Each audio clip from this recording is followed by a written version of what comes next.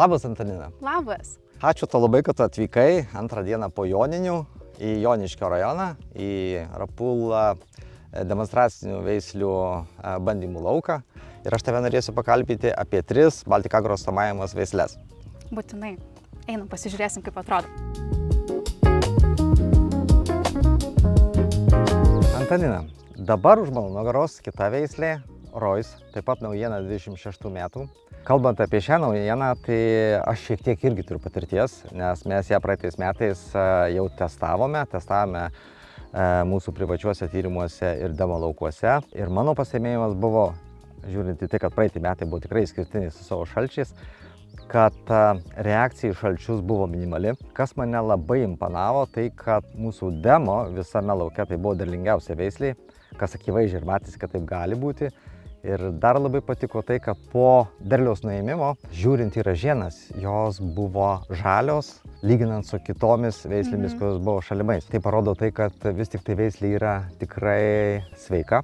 Šie metai vėlgi mes ją turime kaip naujieną. Ką galėtai pasakyti iš savo pastebėjimų?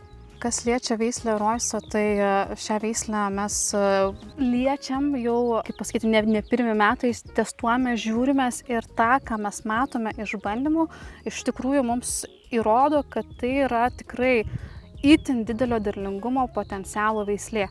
Nepaisant to, ką mes testuojam, tarkim, ar ne, testuojam kompensacinį ar ne veislės potencialą, streso faktorius ir visa kita. Royce'as numeris 1 pagal derlingumą. Žiūrim, ar ne, sėjos datas ir visa kita. Royce'as pagal derlingumą numeris 1. Žiūrim, tarkim, ar ne, žiūrėkime į oficialius bandymus, jie yra labai svarbus, nes tai yra mūsų klimatiniam sąlygom ir mes esame nepriklausomi nuo rezultato. Žiūrėkime, ar ne, į Estiją, žiūrėkime į Lietuvos oficialius bandymus. Royce'as buvo iš tikrųjų itin gerose pozicijose, tiek derlingumo atžvilgių, tiek aliejingumo, kas irgi labai yra svarbu ar ne ūkininkams.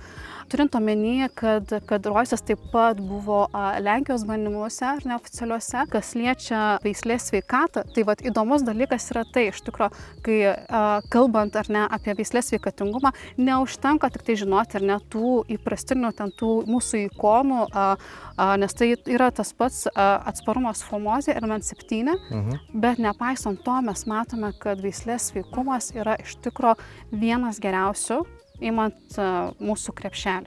Tikrai labai gražus žali stiebai, turiu daug nuotraukų iš kolegų iš pernai metų.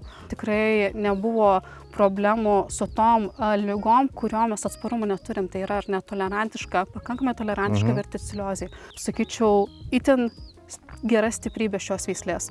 Plus ši veislė yra taip pat testuojama kitose šalyse ir rezultatai taip pat kaip ir Baltijos šalyse yra topinėse pozicijose. Labai geras apibūdinimas ir tas sveikumas, visi supranta, kad žalia ne tik šiaip gražu, žalia tai vėl leidžia galimybę turėti šiek tiek ilgesnį langą grūdų formavimui, grūdų brandinimui, kas kiekvieną dieną papildomai mes turim vis didesnį derlių. Visas derlius yra saugus dėka žalio stiebo ir atsparumo ankštų atsinarimui. Tai ką, Royce, dar vienas geras patinkamas pasirinkimas. Tikrai taip.